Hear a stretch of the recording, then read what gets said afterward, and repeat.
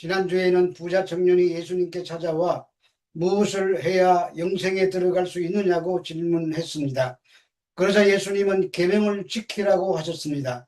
그러나 성경 어디에도 계명을 다 지키면 그 구원을 얻는다는 말씀은 없습니다.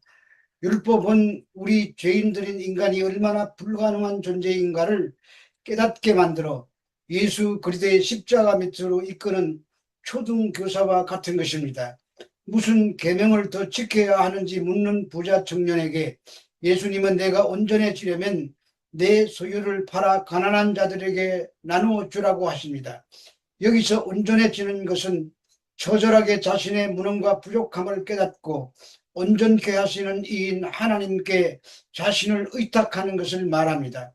그래서 하나님께 전적으로 의탁하는 자는 세상에서 힘이라고 여기던 재물을 먼저 포기해야 하는 것입니다.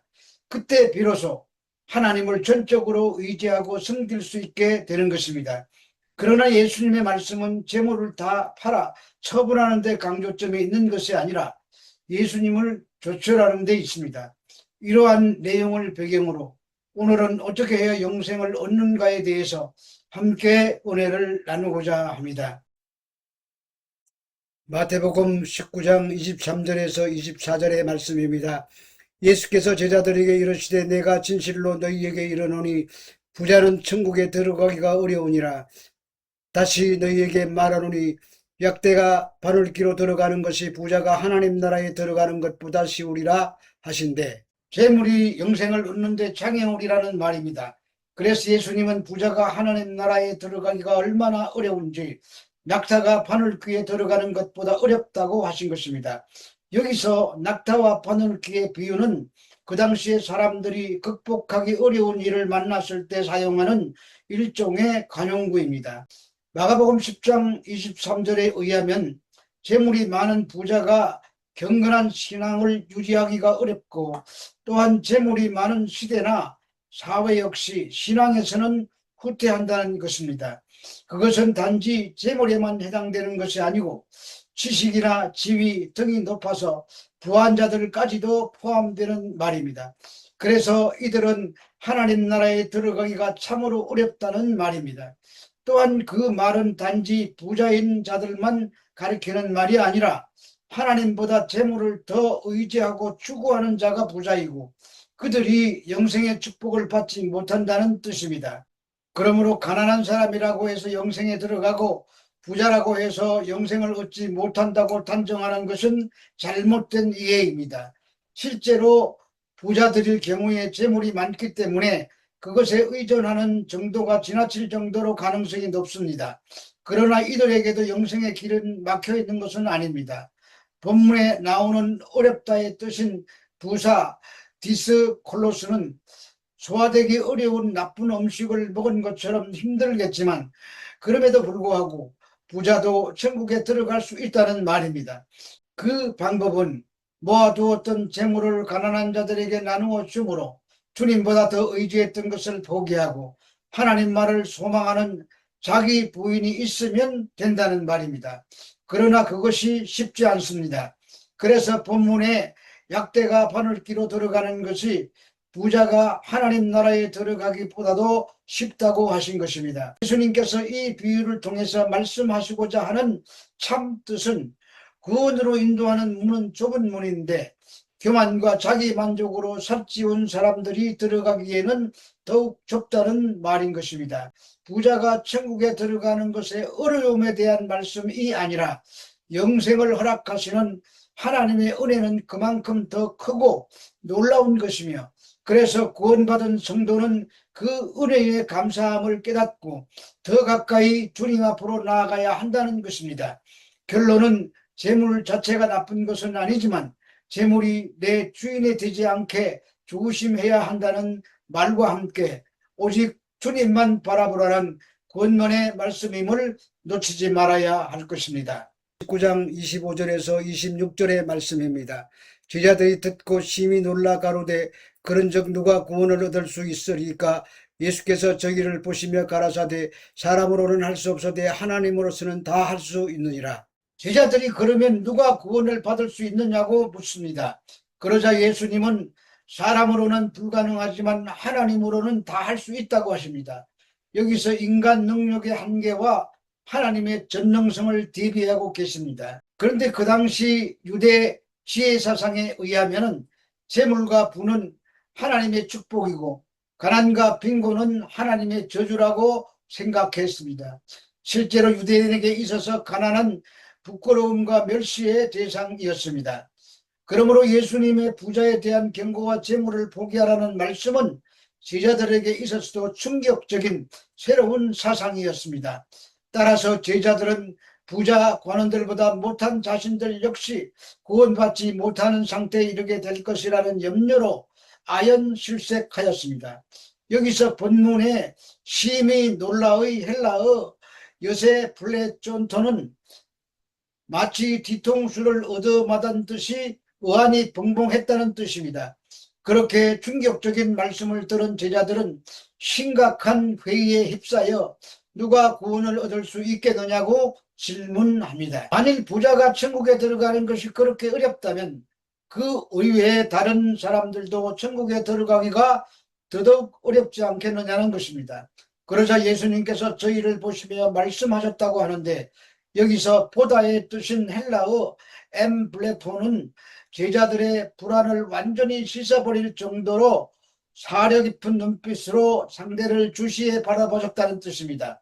이것은 구원에 대한 염려로 떨고 있는 제자들의 내면의 마음을 깊이 들여다보시는 예수님은 구원자시요 참 스승임을 잘 그려내시는 장면입니다. 그러면서 하시는 말씀이 사람으로는 할 수 없어도 하나님은 다 할 수 있다고 하십니다. 여기서 사람으로라는 말은 사람의 힘과 능력으로라는 뜻으로 사람의 그 어떤 노력으로도 절대로 천국에 들어갈 수 없다는 말입니다. 따라서 사람의 행함인 도덕적인 선행과 자유의지로 결단하는 것 등으로는 구원이 절대 불가능한 것입니다. 이는 약대 비유의 참된 의미를 그대로 드러내는 말로 구원은 사람의 일이 아니라 전적으로 하나님의 일이라는 뜻입니다. 사람은 1도 자기의 구원에 힘을 보탤 수가 없습니다. 그래서 영생은 순종의 결과가 아니라 오직 은혜로 주어진 하나님에 대한 믿음 때문인 것입니다. 그렇다고 우리가 아무것도 하지 않아도 되겠다는 생각은 금물입니다. 우리에게 주어진 믿음이 성령으로 말미암아 주어졌다면 성령에 이끌려 사는 순종의 모습이 나오게 되어 있습니다. 만약 구원받았다고 말하면서도 말씀에 순종하려는 노력이나 애씀이 나타나지 않는다면 그는 처음부터 성령에 이끌려 믿고 구원받은 자가 아닐 것입니다. 그는 스스로의 노력으로 믿은 것이며 그에게는 영생이 주어지지 않을 것입니다. 이처럼 영생은 은혜와 순종의 팽팽한 긴장감 속에 주어진다는 것을 알아야 합니다. 이제 예수님께서는 절망에 빠진 제자들을 격려하시면서 하나님에 대한 새로운 믿음을 갖게 하시고 하나님의 영생의 은혜에 대한 소망을 품게 하십니다. 누가 구원을 얻을 수 있는가 하는 제자들의 부정적인 질문은 하나님은 다 할 수 있다고 하는 긍정적인 대답에 의해 모든 사람이 다 구원받을 가능성이 있다고 말씀하신 것입니다. 아무리 불가능해 보인 자라도 물질에만 매몰되어 있는 부자들을 쫓아라도 하나님의 선택으로 인해서 천국 시민이 될 수 있다는 말씀인 것입니다. 그것은 하나님은 부자의 마음을 되돌릴 수 있고 천국에 들어갈 수 있는 조건이 하나도 없어도 하나님의 은혜와 초월적인 경륜으로 불신앙을 제거할 수 있으며 순결한 영으로 거듭나게 하셔서 영생을 주실 수 있으신 분이시기 때문입니다. 중요한 것은 믿는 우리들에게 하나님의 뜻에 순종하려는 애씀이 나타나고 있는가가 중요한 것입니다. 마태복음 19장 27절에서 29절의 말씀입니다. 이에 베드로가 대답하여 가로되 보소서 우리가 모든 것을 버리고 주를 쫓아싸오니 그런즉 우리가 무엇을 얻으리이까?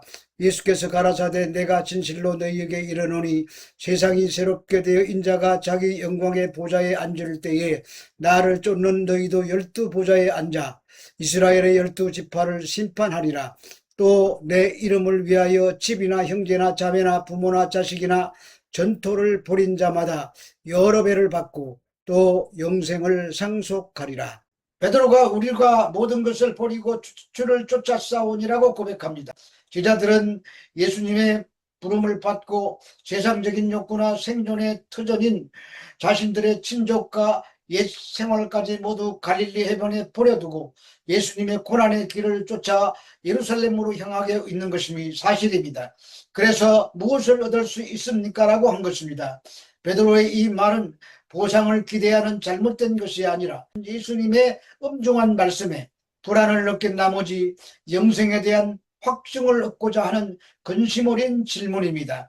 그러므로 이 질문은 어떤 선을 행해야 영생을 얻게 되는가를 물은 부자 청년의 잘못된 구원관과는 달리 행함이 아닌 버림으로 구원을 얻을 수 있다고 하는 사실을 깨달은 제자들이 장차 누리게 될 영생에 관한 관심의 표현입니다. 실로 버림으로써 얻는 것, 그것이 바로 구원이 지닌 신비한 패러독스, 역설입니다.